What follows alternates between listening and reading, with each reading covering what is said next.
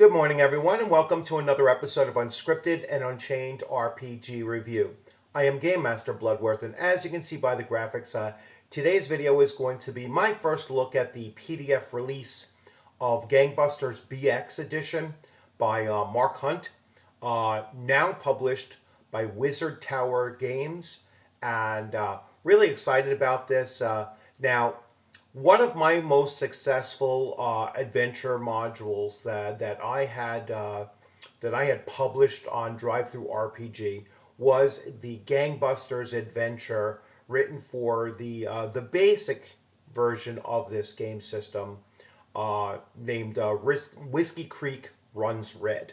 So again, I am very familiar with this game system, and wrote quite a few adventures for it. I ran that particular adventure at a number of campaigns. I've probably run it about 7 or 8 times, always to a great experience with everyone, and that is a testament to the game system itself. It is a lot of fun to play. It is very easy to run. It is built on the D&D basic model of gameplay. However, this expansion goes far beyond what the basic set was. So I'm really kind of surprised that this isn't just listed as the expert edition, because I think that's really where it does stand in relation to the previous edition of the game system. So without further ado, I'm going to jump right into this first look and just going through the table of contents and then maybe hitting on some of the components. But this is going to be a multi-video series on Gangbusters BX Edition, because it's going to require that much time for me to actually cover this system and give it its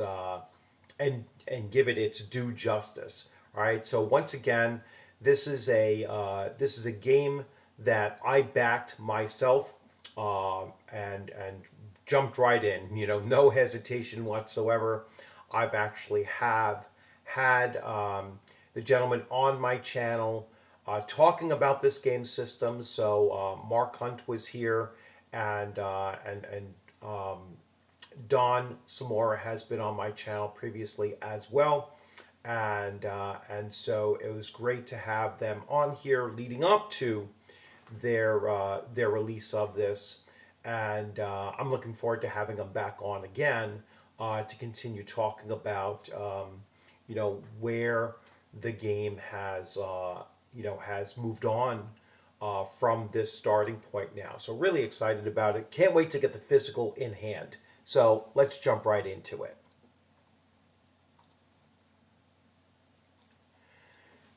So here we have the front cover, and I really do like the front cover.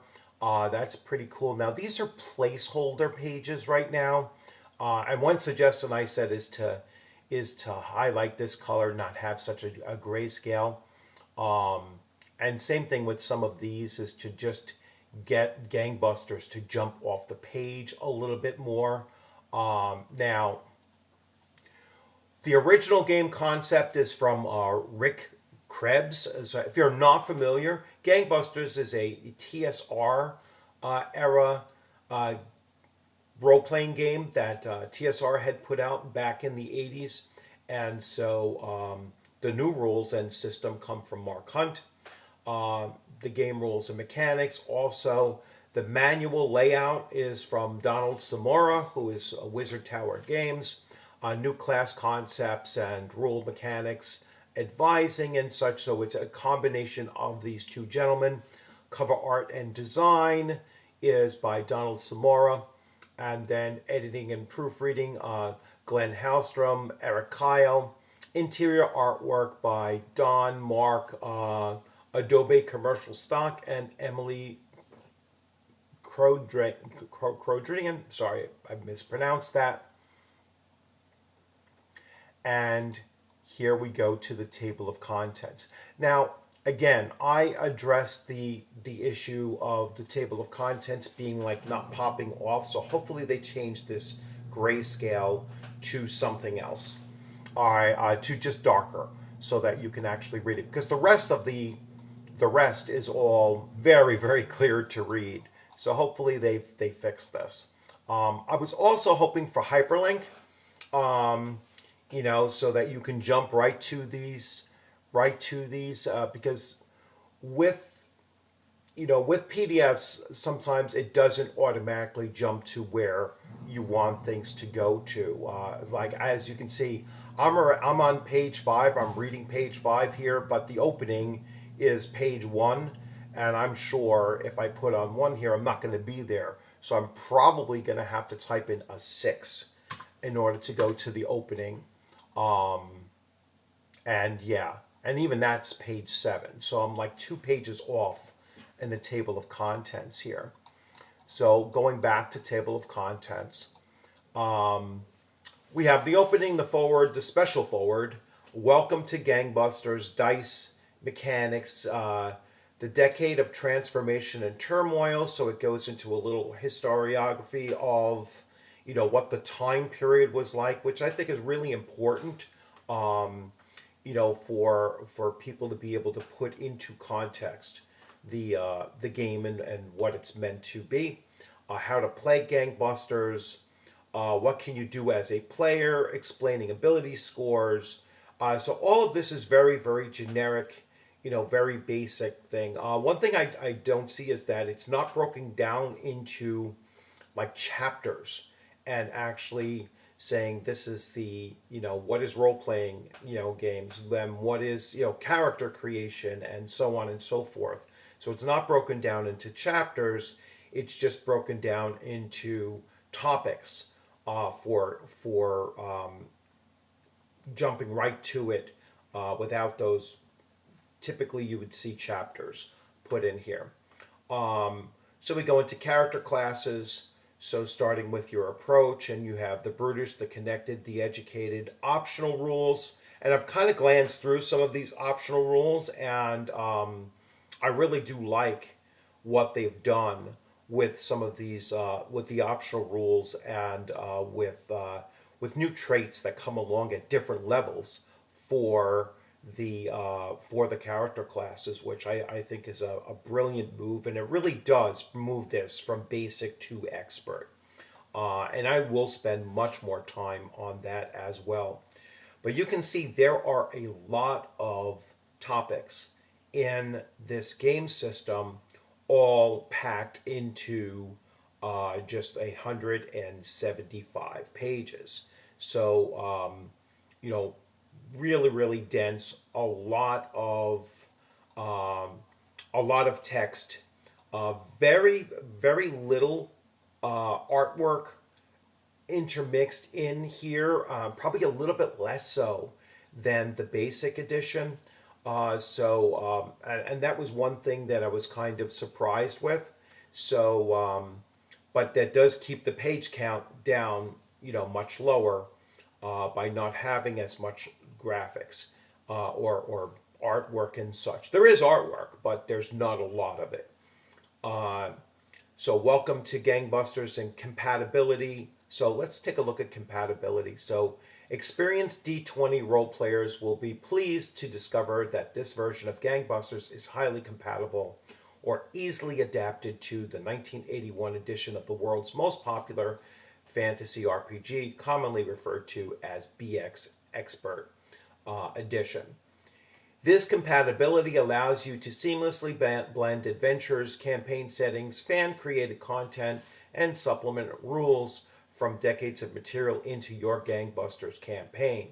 Whether you're looking to integrate classic dungeon crawls, borrow iconic NPCs, or use specialized mechanics, the flexibility of this system opens up endless possibilities for creativity and storytelling. All right. Gaming terms. So the judge is the term that is used, as the abbreviations PC player characters and NPC non-player characters. So the judge is the game master of the of Gangbusters. And so I will be adopting that as Judge Bloodworth going forward. And there are very basic things here like a check. A check is made when rolling dice to determine success or failure. Most checks use the d20 or other dice depending on the judge's discretion. Common types include attack ability checks, saving throws, and whatnot. Then we have classes, we have judge, we have level, we have NPCs, we have PCs, scenario, or pre-planned story setup, often focused on a central crime, mystery, or conflict. Scenarios provide the judge with structure and plot beats, but they should remain flexible enough to account for player improvisation, player action,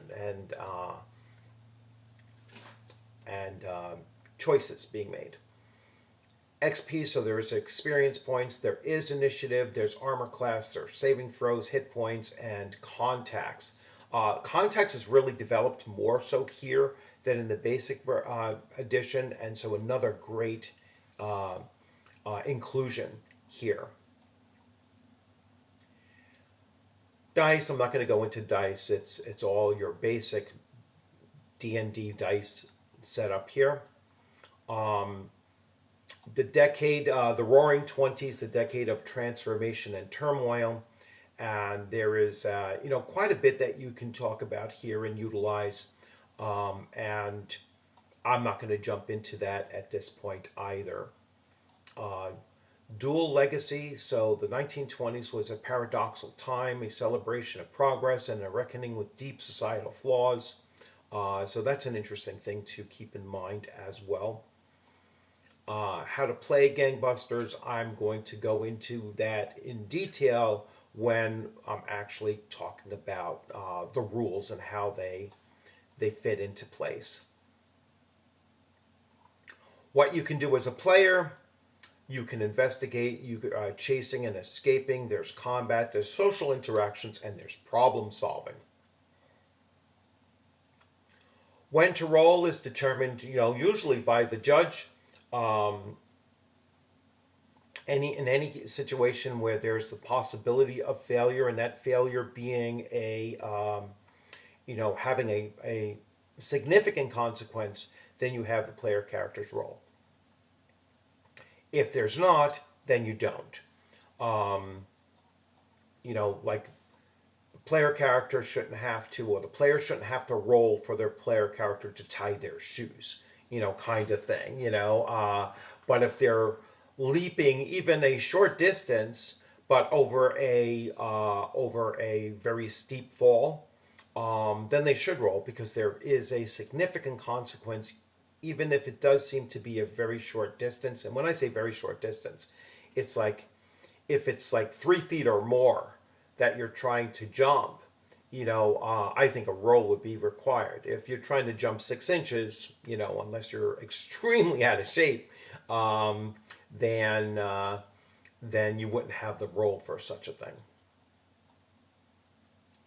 Difficulty classes is probably very familiar for most of you. Most people that play modern game mechanics are used to this. So you're rolling a d20, and then your difficulty class is, for an easy task, it's a 9.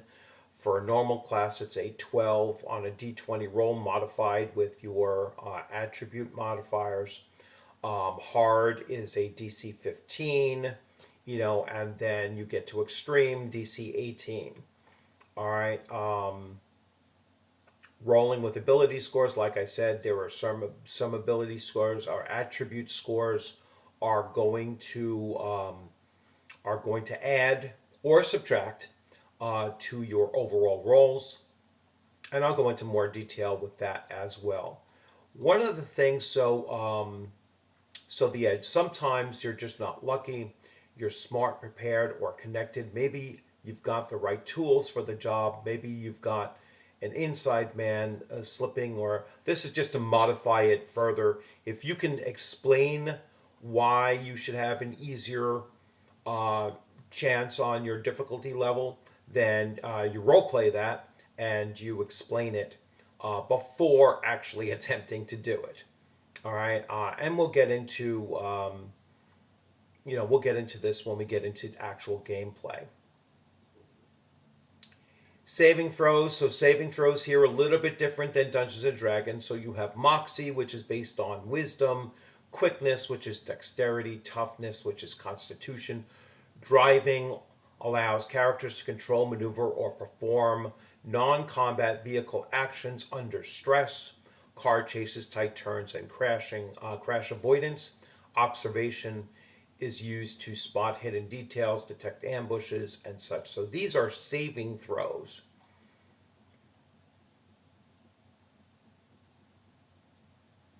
Narrative use and effect. Interpreting the success save. All right, so interpretations and how you narratively describe these things. So character creation, I'm going to do a whole separate video on creating characters. But one thing that I did like that just jumped out to me. Well, let me go to the first character class. So here is the brutish character class, and as you can see, they have abilities, right? So rough and ready and scrapper begins at level 2. All right, so you treat improvised weapons like regular ones. You talking to me, 5th level expansion, freeze them. Target makes a save versus Moxie or loses their next action. So I really like the fact that there is some addition to the basic rules by adding some of these additional traits or special abilities along the way. They've always had some special abilities, but I like some of these other ones that have been added, and some actually start getting like following and followers and such at certain levels or assistance. So here we have the connected, which is a character class. I also like that they give you some variations of them or some references to them. So Winston Wolfe from Pulp Fiction, Varys from Games of Thrones. So brutish, obviously, you're going to have Luca Brasi from Godfather, Mr. Clean from the Reservoir Dogs and such. They're all pretty much tied to kind of a dark fantasy set in things. Princess Bride is the only one that's kind of breaks from that, genre.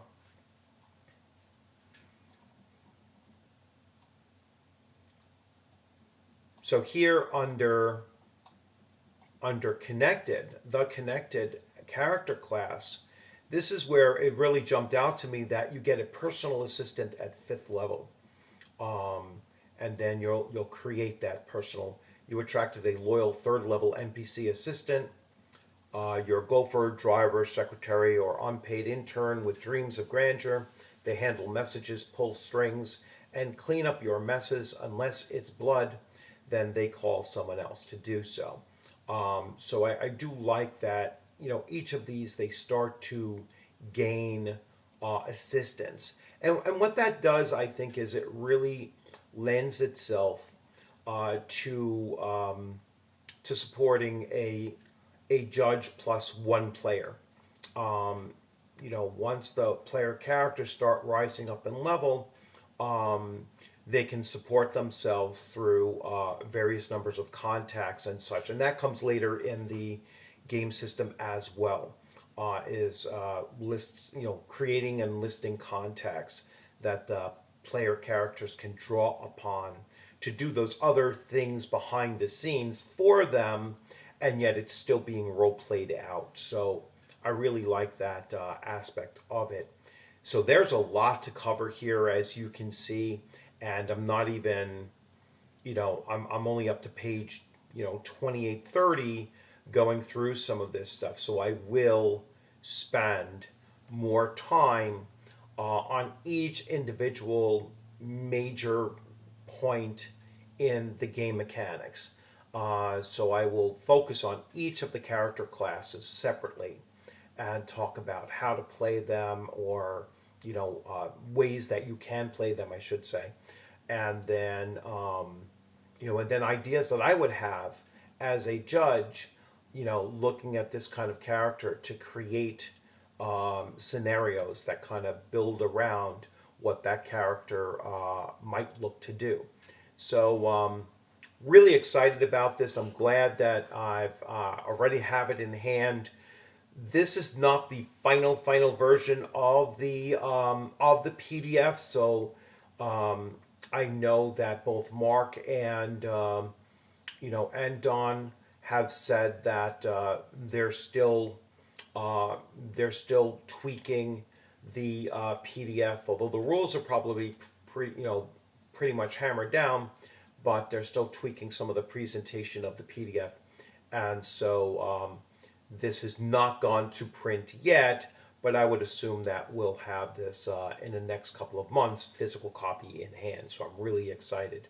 Once I have this in hand, this will be a game system that I will be running once again, because I've taken my previous Gangbusters adventure out of my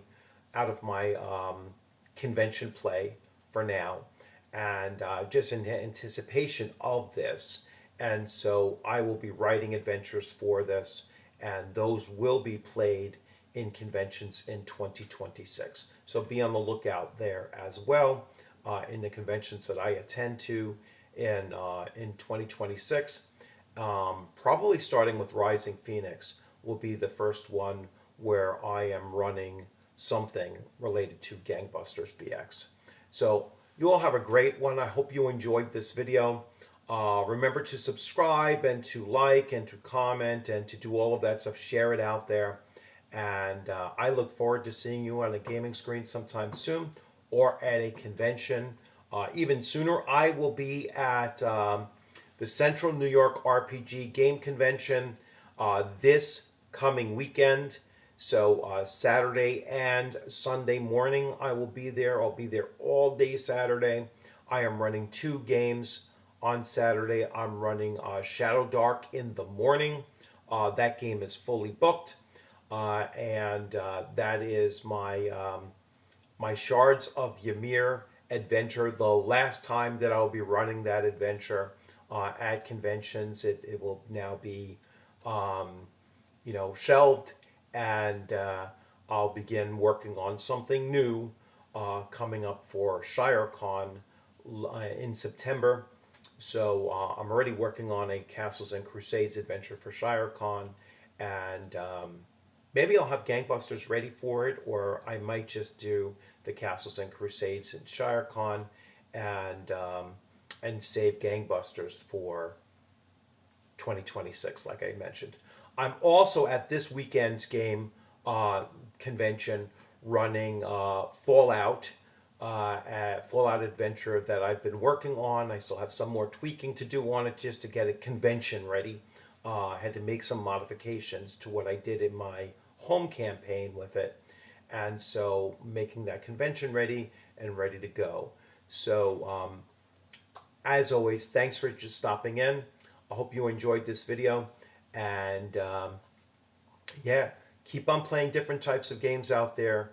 Keep on expanding your your experience with gaming, and try to get yourself out to some conventions, especially local conventions that are easy for you to travel to, and just go as a player at first, but also try to get your experience in in running games at conventions. It is a dramatically different experience, and one I think well worth your trying your hand at. So take care.